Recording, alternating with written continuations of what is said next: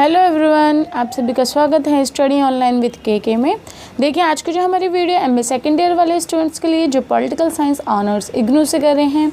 आज हमारी बुक का नाम है MPSE 4 और इसमें मैं आपको इम्पॉर्टेंट क्वेश्चंस कराने वाली हूँ जो आपके एग्ज़ाम के पॉइंट ऑफ व्यू से बहुत ज़्यादा इम्पॉर्टेंट हैं। इससे पहले भी मैंने आपको बहुत सारे इंपॉर्टेंट क्वेश्चंस करा रखे हैं, इंपॉर्टेंट चैप्टर्स भी करा रखे हैं।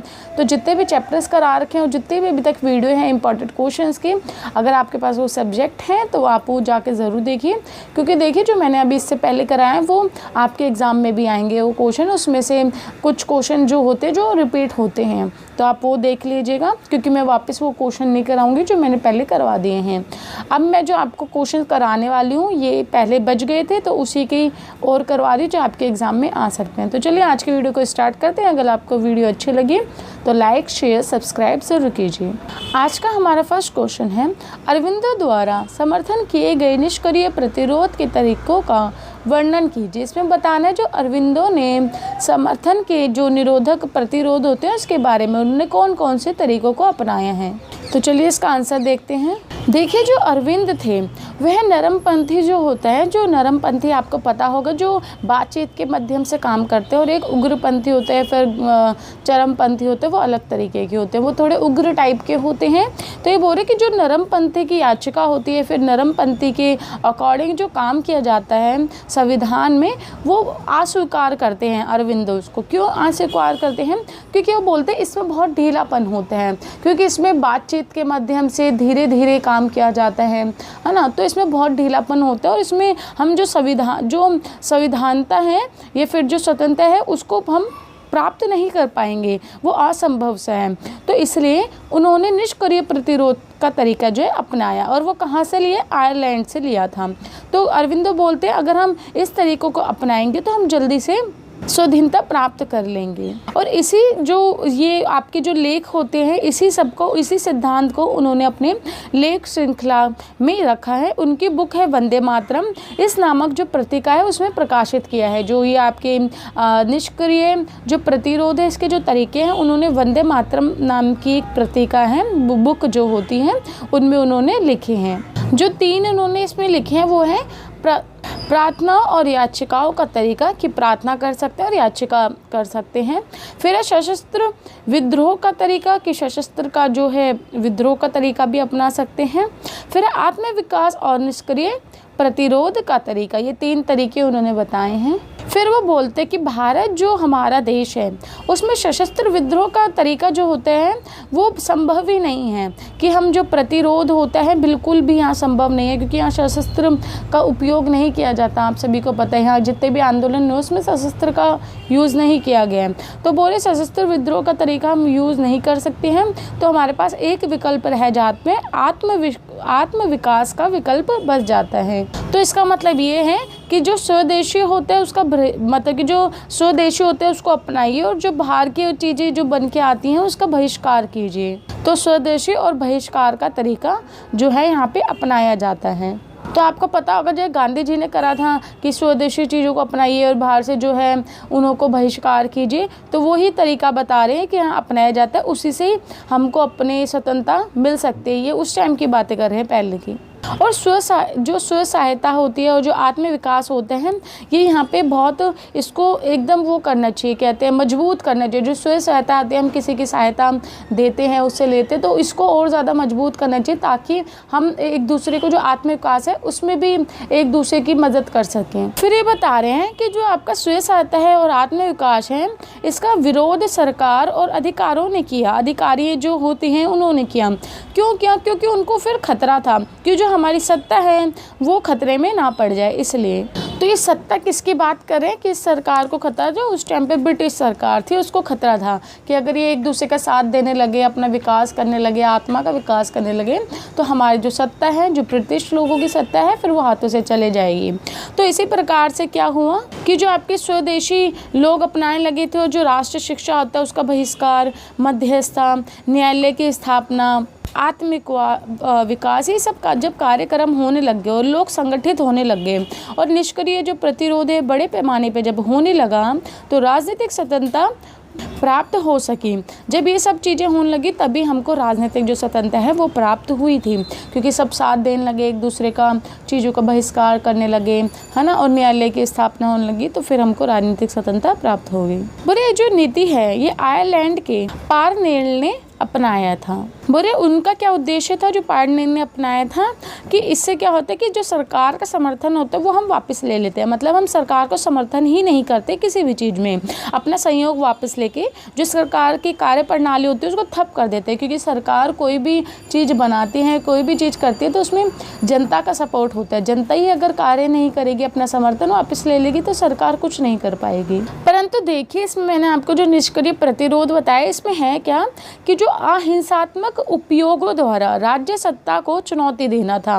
मतलब कि वह नरमपंथी के जो अरविंदो थे उन्होंने बोला तो सही कि जो नरमपंथी होती है, याचिका होती है, तो इन्हों के विरोध तो करते थे, परंतु वो अहिंसात्मक तरीकों से उपाय करना चाहते थे। हर प्रकार का वो चाहते थे कि अहिंसात्मक जो निष्क्रिय प्रतिरोध होते हैं, इसका उद्देश्य यही होता है कि अहिंसात्मक तरीके से राज्य की जो राज्य या सत्ता जो होती है उसको चुनौती देना। क्योंकि वो बोलते हैं कि जो इसमें क्या होता है कि वर्तमान में क्या हो रहा है कि तोड़ फोड़ और जो हत्या है, फिर आतंकवाद के रूप में सशस्त्र विद्रोह अथवा हिंसक आक्रामक प्रतिरोध उचित ना था। कि जो आपको पता है आज के टाइम पे क्या होता है, वर्तमान में तोड़ फोड़ होती है, हत्याएं हो जाती हैं, आतंकवाद इतना है, तो सशस्त्र विद्रोह जो होती है, सशस्त्र विद्रोह सही नहीं है। जो इसमें हिंसा हो रही है, आक्रामक हो रहा है, ये सब उचित नहीं है। फिर अरविंद बोलते हैं हमारे द्वारा जो उपाय किए जाते हैं वो हमारे द्वारा किए जाने वाले जो प्रतिरोध होते हैं उसी पे ही निर्भर करते हैं, उसके जो तरीके होते हैं उस पर निर्भर करते हैं। तो यही है कि जो हम उपाय देखेंगे वो हमारे जो प्रतिरोध होगा उसके तरीकों पे निर्भर करेगा, कि हमारे प्रतिरोध करने का तरीका कैसा है, उसी के द्वारा हमारे जो उपाय हैं वो भी होंगे। फिर बोलते अगर अच्छे काम आपको करने हैं या फिर अच्छा आंदोलन आपको चाहिए तो उसके लिए क्या होगा कि आपको कष्ट और त्याग तो सहना ही पड़ेगा, और उसको सहने के लिए तैयार रहना भी पड़ेगा। कि अगर आपका उद्देश्य अच्छा है, आप अच्छे उद्देश्य के लिए आप आंदोलन कर रहे हैं, तो आपको त्याग करना पड़ता है वहाँ पे, और कष्ट भी सहना पड़ता है। क्योंकि जो निष्क्रिय प्रतिरोध होता है उसको अधिक सहनशील की आवश्यकता होती है, कि उसको अधिक से अधिक सहना होता है, तो ही निष्क्रिय प्रतिरोध होता है। फिर अरविंदो बोलते हैं कि जो निष्क्रिय प्रतिरोध होता है वो दो स्तर पर कार्य किया। पहला तो है आत्मविकास के उपाय में, जैसे कि लोगों को प्रोत्साहित किया और उन को बोला कि स्वदेशी चीज़ों को अपनाएं, राष्ट्रीय शिक्षा को अपनाएं। और दूसरा है कि लोगों को अगर अपनी मांग मंगवानी है तो सरकार पे दबाव डालें। और कुछ नीचे उपाय भी बताए हैं कि अगर आपको निष्क्रिय प्रतिरोध को सफल बनाना है तो उसके कुछ उपाय भी हैं, जैसे कि सरकार की सहायता ना करें, सरकार की सहायता में अस्वीकृति दिखाएं कि हमें सहायता नहीं करनी है, सरकार को जो कर होता है वो भी ना दें, विदेशों से जो बनी वस्तुएं आती हैं उसका बहिष्कार करें, और जो सरकारी स्कूल कॉलेज या फिर विधि न्यायालय होते हैं उसका बहिष्कार करें, और स्व सहायता देना, जिसके लोगों को स्व सहायता दें, और राष्ट्रीय स्वतंत्रता पाने के लिए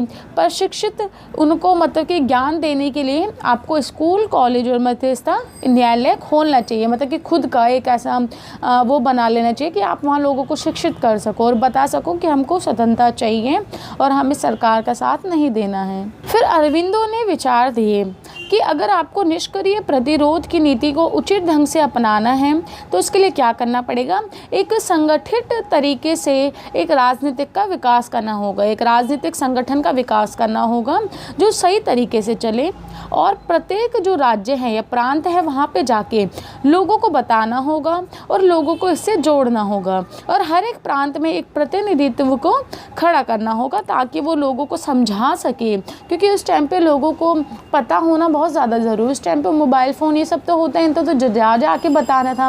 और फिर हर एक राज्य में जब एक प्रतिनिधित्व खड़ा होगा और स्वतंत्रता के लिए बात करेगा और लोग उसके साथ जुड़ेंगे, तो ऐसे करते करते पूरा देश एकजुट हो जाएगा, और जिससे क्या होगा कि जो सरकार की पूर्ण जो अत्याचार कर रही है वो कम होगा, सरकार के विरुद्ध अगर हम बोलेंगे तो उसका अत्याचार कम होगा, उसके कानून जो हम पे लगदे पड़े हैं वो कम होंगे।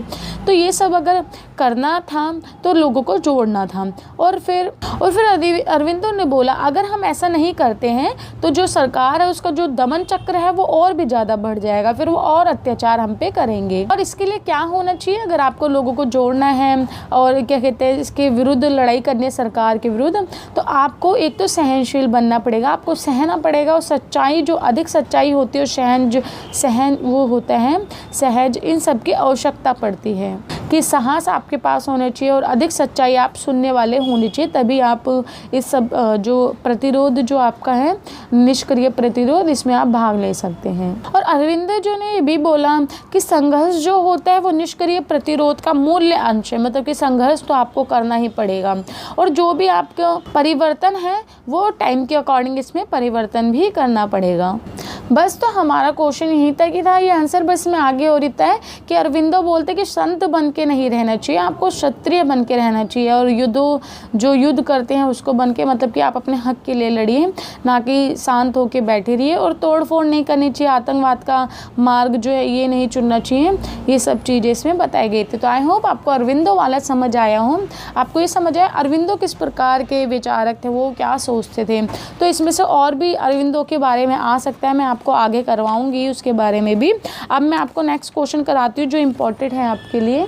हमारा नेक्स्ट क्वेश्चन है राष्ट्रवाद पर मौलाना मौदूदी के विचार बताने हैं और ये क्वेश्चन इस प्रकार से भी आ सकता है। मौलाना मौदूदी के अनुसार इस्लामी राष्ट्रीय और भौगोलिक राष्ट्रवाद दो अलग अलग पहचान है, स्पष्ट कीजिए। दोनों क्वेश्चन एक ही हैं। देखिए, जो मौलाना मौदूदी थे यह ऐसा विचार रखते थे कि इस्लामिक और जो भौगोलिक राष्ट्रवाद को परस्पर विशिष्ट पहचान है, कि जो आपके इस्लामिक और जो भौगोलिक राष्ट्रवाद है एक विशिष्ट पहचान है।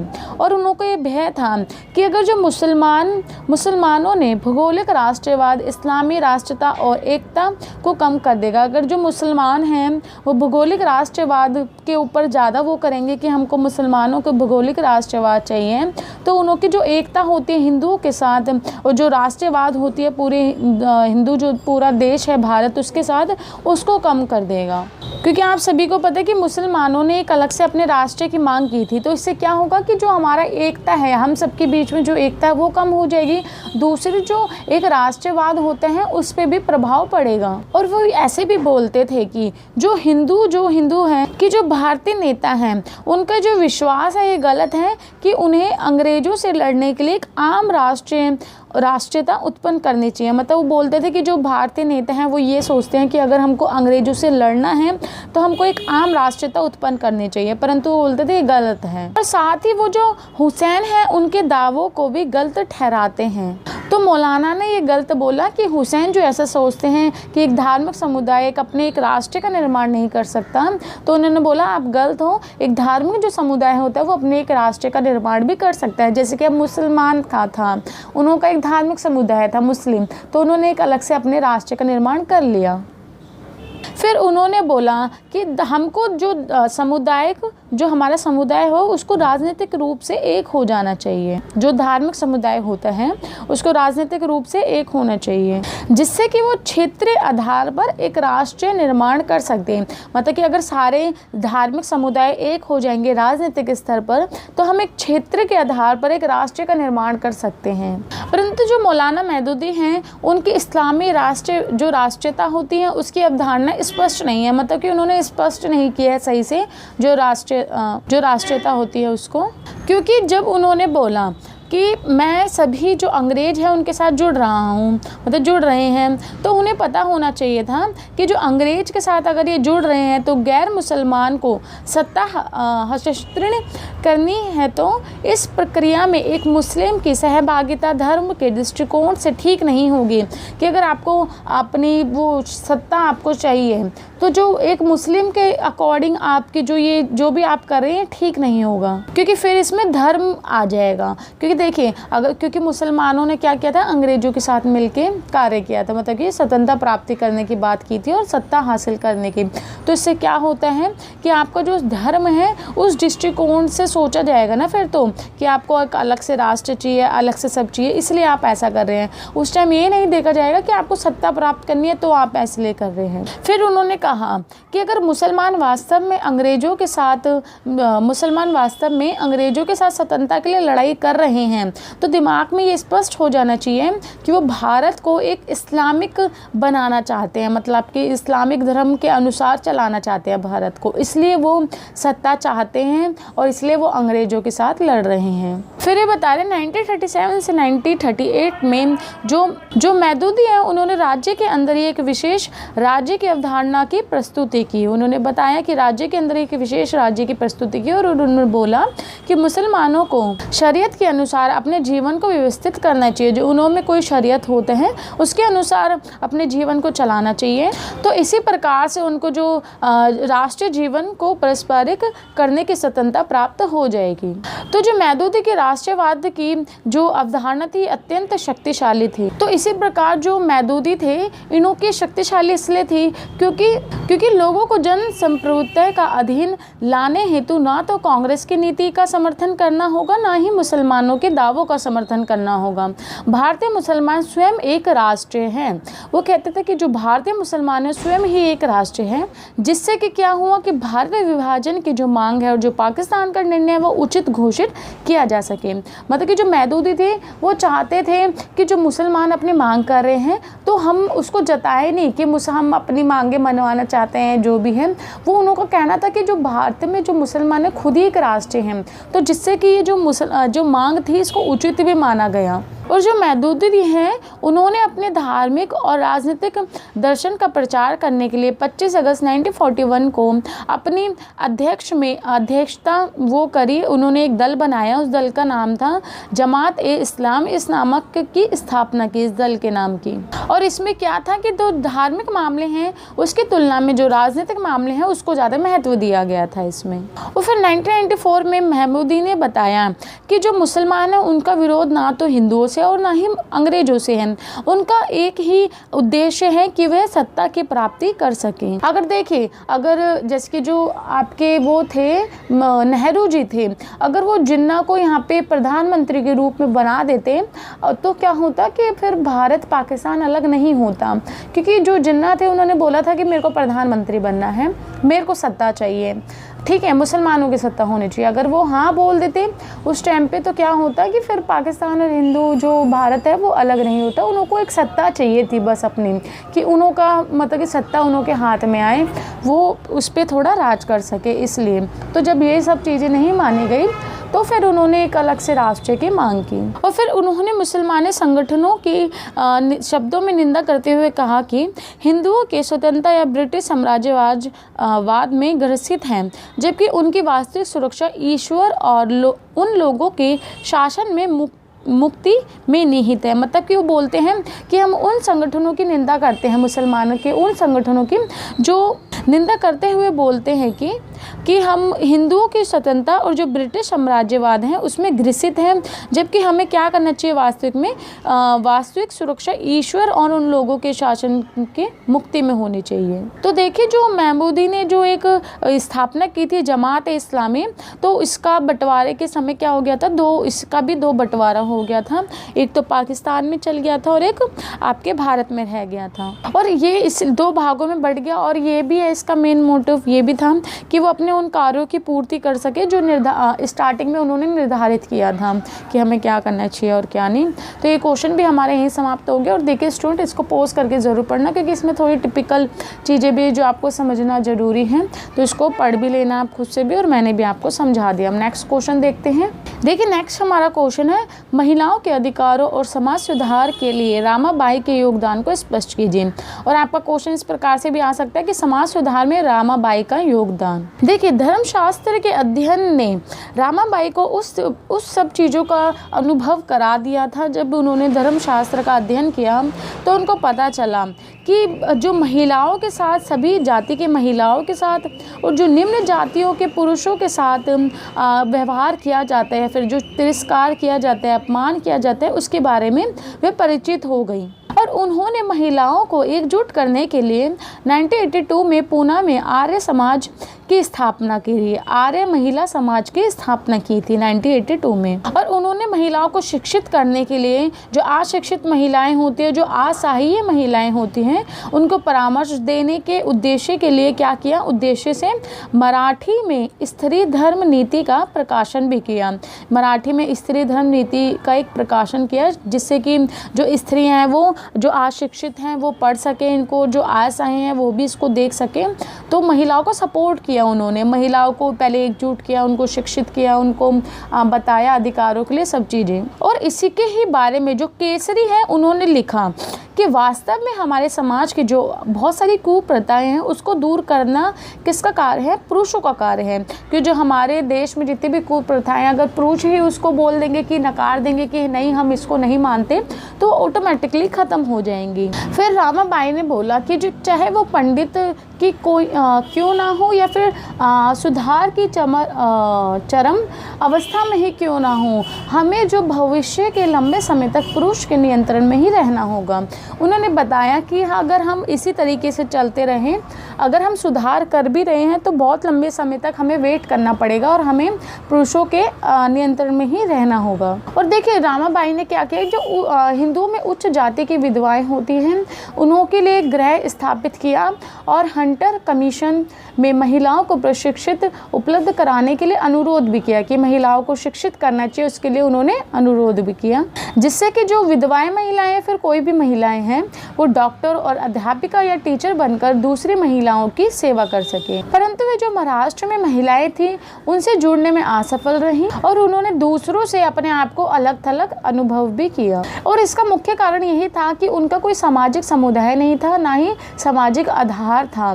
देखिए, जब तक आपका कोई संगठन या समुदाय नहीं होता तब तक आपकी बात कोई नहीं सुनता और आपको अलग थलग ही रहना पड़ता है। चाहे आप कितने भी अच्छे समाज सुधारक ना हो, तब तक आपके पास कोई सपोर्ट या फिर किसी का कोई समुदाय संगठन ना हो, तब तक कोई नहीं सुनता। परंतु उनका जो भावना से संबंध होता है वो सबके साथ था। और फिर वो ईश्वर के धर्म और ईश्वर की खोज में निकल पड़े। उनसे प्रेरित होकर उन्होंने ईसाई धर्म को अपना लिया था। और फिर जब उनको एक प्रपोजल मिला कि आप है ना, जो छात्र होते हैं, पुरुष छात्र होते हैं, उनको पढ़ाइए, तो इसका विरोध विषम जो है उन्होंने किया। और उन्होंने बोला कि अगर सबको ये पता चलेगा कि आपने पुरुष युवकों को पढ़ाया है तो आपका जो प्रभाव है वो निश्चित रूप से कम हो जाएगा और जो उनका प्रभाव है भारत में सदैव के लिए नष्ट हो जाएगा। और फिर उन्होंने बोला, मेरे को ये जान के बहुत ही आश्चर्य महसूस हो रहा है कि ना तो मेरे पति और ना ही मेरे पिता ने इसका विरोध किया, परंतु कुछ ऐसे युवक हैं जिन्होंने इसका विरोध किया। और बाद में क्या हुआ कि रामाबाई ने क्या था कि जो धार्मिक ईसाई धर्म जो होता है उसके सिद्धांतों के विरुद्ध विद्रोह भी किया था, कि उनके जो सिद्धांत हैं जो महिलाओं के लिए ठीक नहीं है, उनके रूप में भी उनका विद्रोह किया। तो यही था कि जो रामाबाई थी वो महिलाओं के सपोर्ट में थी और उनका मतलब कि समर्थन करती थी और जो भी उनके विरोध में जो भी चीज़ें बनाई जाती थी उनका विद्रोह करती थी। अब हमारा नेक्स्ट क्वेश्चन है, जयपाल सिंह के राजनीतिक नेतृत्व पर टिप्पणी कीजिए कि जो जयपाल सिंह हैं उनके राजनीतिक नेतृत्व किस प्रकार से हैं, उसके बारे में बताना है। देखिए, जो जयपाल सिंह हैं इन्होंने 1938 में संयुक्त आदिवासी मंच का अध्यक्ष बनाया गया। रांची में 20 जनवरी 1939 को जयपाल सिंह को सुनने के लिए लगभग 650 व्यक्ति एकत्रित हुए। उन्होंने अंग्रेजी, हिंदी और जो मुंडारी भाषा होती है इन सब में भाषण दिया और जो वहाँ पे बैठे जो जनता थी वो सब मंत्रमुग्ध हो गई, मतलब कि वो सब एकदम उनकी भाषा सुन के एकदम मुक्त हो जाते हैं ना, मंत्रमुग्ध वैसे टाइप के हो गए। और जो आपका ये रांची है ये झारखंड में है। और उन्होंने अपनी घोषणा में बोला कि हम अपने आर्थिक प्रगति के लिए ये कार्य कर रहे हैं, नैतिक तथा जो आर्थिक प्रगति होती है उसके लिए कर रहे हैं। जो आदिवासी आंदोलन, उन्होंने आदिवासियों का साथ दिया, ये चीज़ें थी, और आदिवासियों के लिए वे नैतिक, आर्थिक, इन सब की प्रगति की बात करते थे।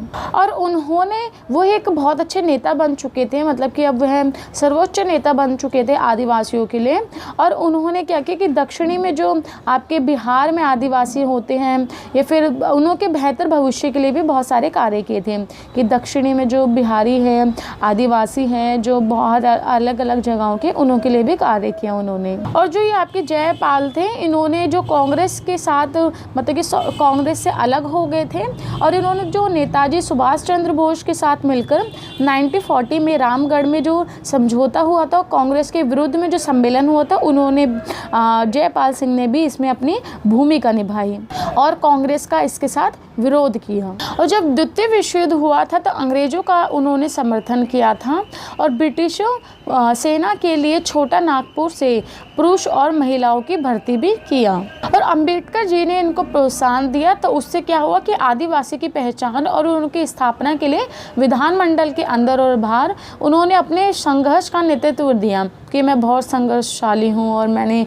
आदिवासियों के लिए इतना सब कर रहा हूँ। तो उन्होंने वो दर्शाया, उनका मतलब कि पता चला हाँ कि बहुत। और देखिए, झारखंड में जब पार्टी की स्थापना हुई 1950 में, और जो गैर आदिवासियाँ होते हैं, उनके सम्मिलित होने के कारण क्या हुआ कि उन्होंने हर प्रकार के सांप्रदायिक पूर्वग्रह से मुक्त होकर झारखंड में भावात्मक जो संस्कृति आंदोलन को क्षेत्रीय राजनीतिक आंदोलन में बदल दिया। कि उन्होंने भी फिर क्या किया कि जो होते हैं आंदोलन होते हैं, उनको क्षेत्रीय और राजनीतिक आंदोलन के रूप में उन्होंने बदल दिया। और जो जयपाल सिंह थे, उन्होंने आदिवासी की पहचान के मुद्दे को उठाने में एक महत्वपूर्ण भूमिका भी निभाई थी। और 24 अगस्त 1949 में संविधान के प्रारूप उन्होंने बहस में हिस्सा भी लिया, और उन्होंने जो झारखंड में जो जनजाति हैं उनके संविधान के समुदाय के अस्तित्व के लिए प्रश्न भी उठाए। कि उन्होंने बोला कि जो झारखंड में जो जनजाति है उनके लिए भी सोचा जाए, उनके भविष्य लेके भी लिए सोचा जाए। और उन्होंने बोला कि जो आपकी जनजातियां होती हैं, जो भारत की जनजातियां हैं, वो सच्चे मूल निवासी होते हैं, और इसलिए उनका पूरे भारत पर दावा है। विधानमंडल में जनजातियों के लिए आरक्षण आवश्यक है। और उन्होंने बोला कि आदिवासी देश में संवैधानिक लोकतंत्रात्मक तत्व हैं, कि वह लोकतंत्र को और ज़्यादा मजबूत करते हैं। और वो बोलते हैं आदिवासी समाज में अमीर हो या फिर गरीब हो, सब बराबर हैं, और जो प्रत्येक को समान अवसर मिलने चाहिए। वो आदिवासियों के लिए ही बात करते थे, और वो कहते थे कि समाज उनको दुर्बल समझता है और अलग समझता है, तो यह ना समझे कि वो दुर्बल हैं और अलग हैं, वो ही इन सब का हिस्सा हैं, और वो ही भारत के लोकतंत्र को मजबूत करते हैं।